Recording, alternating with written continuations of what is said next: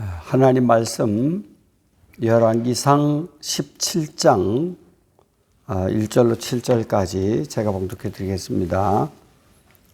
길르앗에 우거하는 자 중에 디셉 사람 엘리야가 아합에게 말하되 내가 섬기는 이스라엘의 하나님 여호와께서 살아계심을 두고 맹세하노니 내 말이 없으면 수년 동안 비도 이슬도 있지 아니하리라 하니라.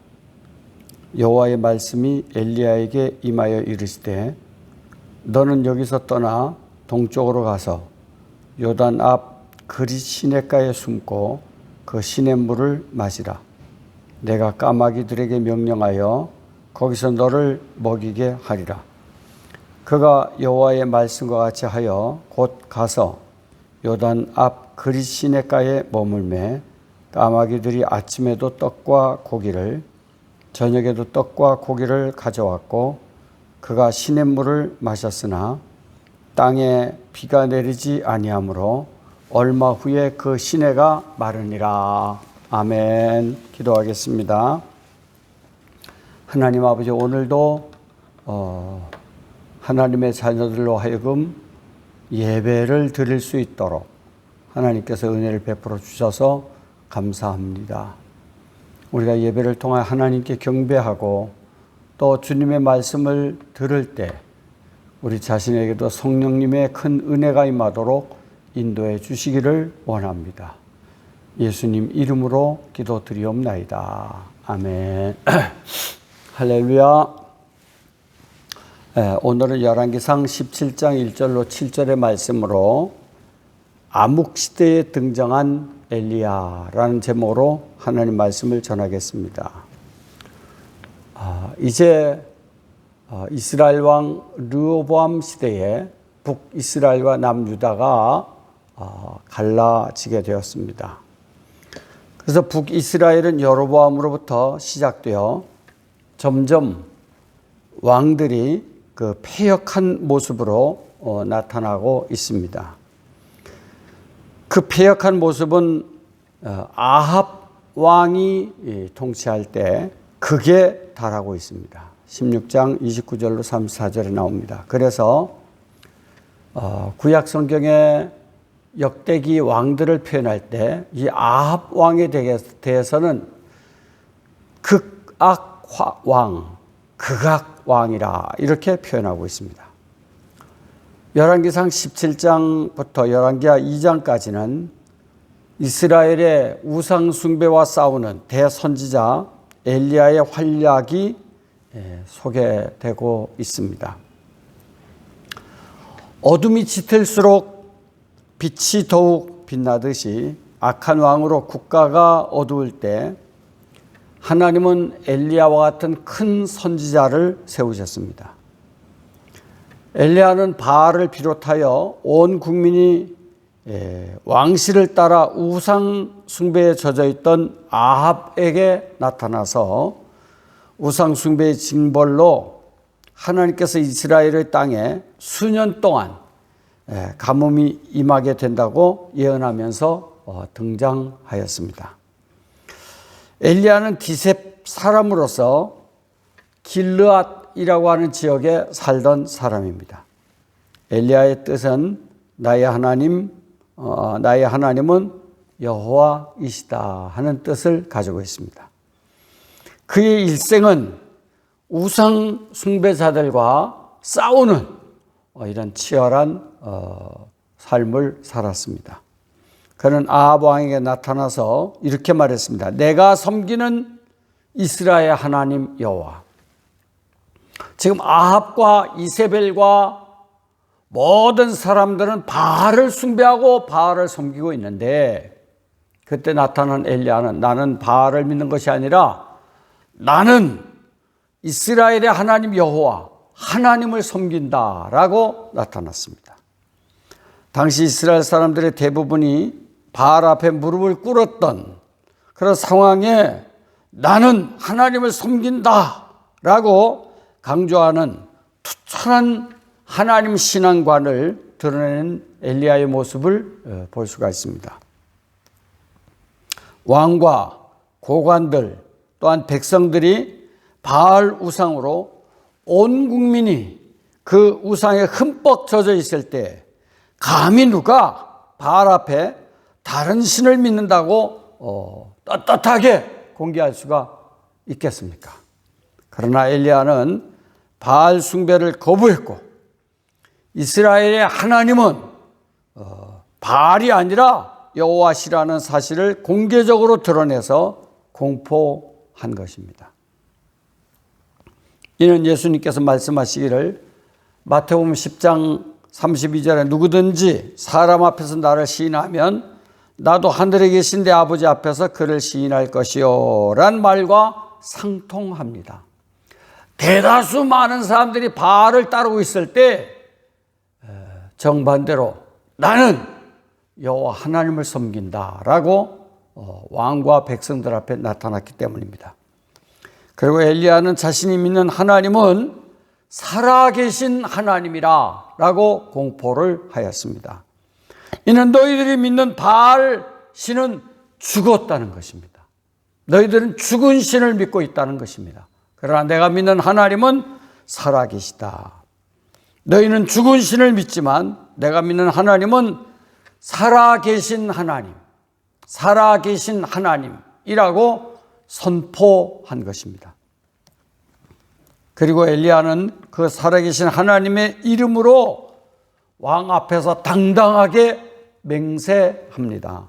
이 맹세는 자신의 선포가 절대 취소되거나 바꿀 수 없음을 강력하게 암시하는 것이고 또한 보통 사람도 아니고 그것도 하나님의 이름까지 걸고 맹세하는 대선지자의 선포는 대단히 중요한 것입니다.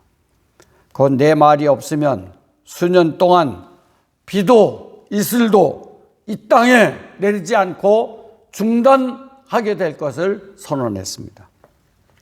레위기 26장 19절, 신명기 21장 16절, 28장 23절에 보면 비가 내리지 않는다는 것은 우상 숭배에 대한 하나님의 심판의 결과임을 모세는 기록하고 있습니다. 농경사회에 비가 내리지 않는다면 어떻게 되겠습니까? 한 달, 1년, 2년, 3년 이렇게 비가 오지 않는다면 모든 나무는 죽고 채소도 죽고 결국은 곡식은 다 죽고 사람의 생명도 유지하기 힘든 이런 결과를 가져오게 될 것입니다. 엘리야는 우상 숭배하는 아합 왕과 백성들을 경고하기 위하여 비도 이슬도 내리지 않을 것이라 라고 선포하였습니다. 이 선언은 바알을 우상 숭배하던 아합에게는 큰 충격이 되었을 것입니다.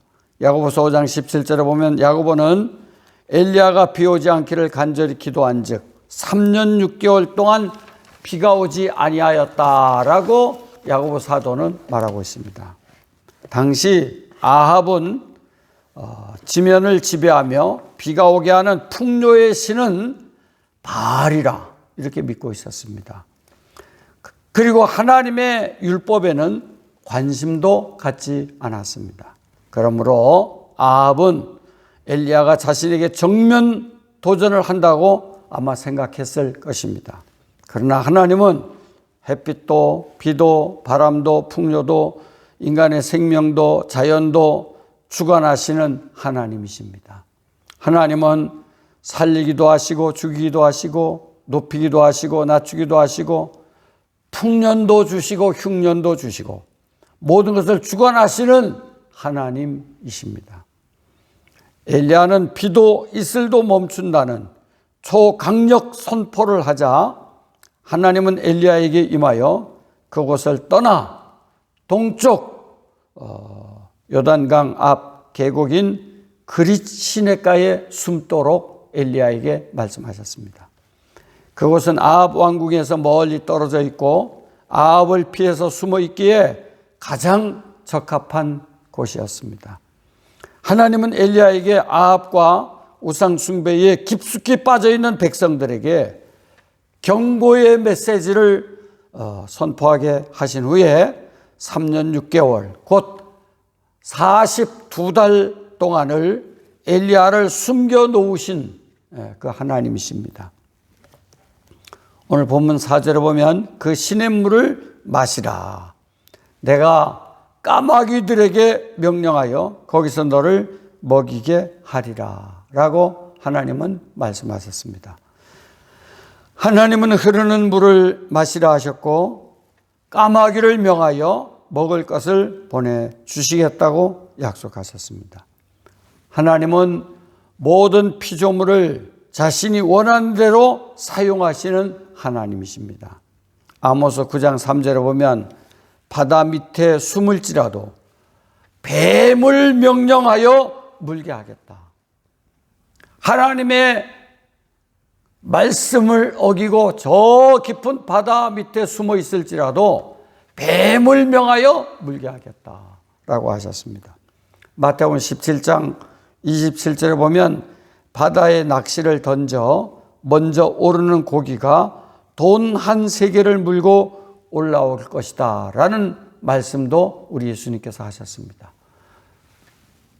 고기 한 마리가 돈 한 세개를 물고 낚싯바늘이 내려오면 제일 먼저 물고 올라올 것을 말씀하신 것입니다. 요한복음 21장 6절에 보면 그물을 배 오른편에 던지라 해서 던졌더니 물고기가 많이 잡히더라. 이것도 하나님이 섭리하신 것 아니겠습니까? 또한 애굽에서 내린 재앙 중에 개구리 재앙, 이 재앙, 파리 재앙 등을 동원하여 하나님 백성들을 이끄시기 위해서 역사하셨던 이 모든 것도 우리가 볼 수가 있습니다. 하나님은 피조물들을 얼마든지 동원하실 수가 있습니다. 하늘의 별이나 해나 달이나 이 땅에 있는 모든 동물이나 또 식물이나 저 바닷속에 있는 오류나 이 모든 것들을 하나님은 얼마든지 동원하실 수가 있습니다. 그래서 오늘 본문 5절을 보면 엘리야는 여호와의 말씀과 같이 하여 요단 앞 그리 시냇가에 머물렀습니다. 우리가 이 본문에 보면 엘리야 선지자는 하나님께서 가라 하면 갔고 어떤 지역에서 머물라 하면 머물렀습니다. 하나님의 말씀대로만 하면 나머지는 먹는 일, 생명을 보호하는 일 등은 하나님께서 책임져 주신다는 것입니다. 하나님은 까마귀를 이용하여 엘리야를 먹이셨습니다. 아침에도 떡과 고기를 먹이셨고 저녁에도 떡과 고기를 보내서 까마귀를 통해서 엘리야를 먹도록 하셨습니다. 하나님은 까마귀를 이용하여 그리 시냇가에 숨어있는 엘리야를 먹여 살리신 것은 마침 광야에서 이스라엘 백성들에게 만나와 메추라기 떼들을 보내셔서 그들을 다 배불리 먹이시고 보호해 주신 출애굽기 16장 8절 12절의 사건과 비슷하다고 볼 수가 있습니다. 까마귀는 아침과 저녁에 떡과 고기를 가져왔습니다. 당시 사람들은 하루에 2번 고기를 먹는다는 것은 부자의 음식이었다라고 말하는 학자들도 있습니다. 이는 하나님이 엘리야를 돌보고 계신다는 증거입니다. 예수님께서는 마태복음 6장에서 보면 무엇을 먹을까, 무엇을 입을까 염려하지 말라. 이 모든 것은 있어야 할 줄을 이미 너희 아버지께서 아시느니라 라고 말씀하셨습니다. 하나님은 하나님의 백성들에게 생명을 주시고 그 생명을 순종할 때, 그 사명을 주시고 사명을 순종할 때 삶과 생명을 지켜주시고 보호해 주신다는 것입니다. 하나님께서 주신 사명을 순종할 때는 먹을 것과 입을 것과 생명도 보호해 주시고 하나님 함께 하신다는 것입니다. 또한 하나님의 주권적 사역을 인정한다면 어떠한 상황에서도 하나님의 뜻을 선포하는 일에 주저하지 않아야 한다는 교훈을 우리에게 주고 있습니다. 우리는 하나님 말씀을 순종하고 하나님 말씀대로 우리가 사명을 감당해 나가면 하나님은 순종하는 사람을 통해서 하나님의 일을 이루어 나가시며 그 순종하는 자를 생명을 보호해 주시고 먹을 것과 입을 것을 책임져 주신다는 이 놀라운 사실을 우리는 오늘 본문을 통해서 알 수가 있습니다. 이렇게 암흑시대에 우상 숭배로 말미암아 왕과 왕비와 온 나라가 우상 숭배의 죄로 암흑시대에 하나님은 엘리야를 등장시키셔서 아합 왕에게 경고하셨고 하나님 말씀 순종하는 자에게 보호하시고 인도하신다는 사실을 우리에게 보여주고 있습니다. 어쩌면 지금도 아합 왕이 통치하는 이스라엘과 같이 우리는 암흑시대에서 주님을 섬기고 있는지도 모르겠습니다. 우리는 엘리야와 같이 하나님 말씀을 순종하고 그 말씀대로 바로 삶으로 하나님의 보호와 하나님 인도하심을 받는 이런 축복된 성도들이 될 수 있기를 축복합니다. 기도하겠습니다. 하나님 아버지 감사합니다. 우상 숭배로 말미암아 암흑시대에 하나님은 엘리야라고 하는 선지자를 보내주셨고 그 엘리야를 통해서 경고의 말씀을 선포하셨고 그 말씀을 통하여 하나님의 살아계심을 나타내시는 놀라운 일을 우리가 말씀을 통해서 보았습니다. 오늘 이 시대에도 암흑시대와 같은 이런 어두운 죄악시대에 저희들이 주님을 섬기고 있습니다. 우리가 주님의 말씀을 듣고 주의 말씀을 묵상함으로 이 암흑시대에 하나님의 뜻을 이루어 나가는데 거룩하게 쓰임받는 사람들이 될 수 있도록 주 하나님께서 은혜를 베풀어 주시기를 구합니다. 오늘도 이 예배를 통해서 말씀을 듣고 다짐하고 결심하는 모든 성도들에게 우리 하나님께서 큰 은혜를 베풀어 주시고 용기를 가지고 주님의 말씀을 믿고 주님을 의지하고 마지막까지 승리하는 복된 사람들이 될 수 있도록 주 하나님께서 은혜를 베풀어 주옵소서. 예수님 이름으로 기도드리옵나이다. 아멘. 이제는 우리 주 예수 그리스도의 은혜와 우리 하나님 아버지의 그 크신 사랑과 성령님의 감동 감화 교통인도 충만하심이 하나님의 말씀을 믿고 하나님의 말씀을 의지하고 그 말씀대로 순종함으로 믿음으로 승리하는 복된 길을 걸어가기를 소망하는 주의 거룩한 백성들 머리머리 위에 세세 무궁토록 함께 있을지어다. 아멘.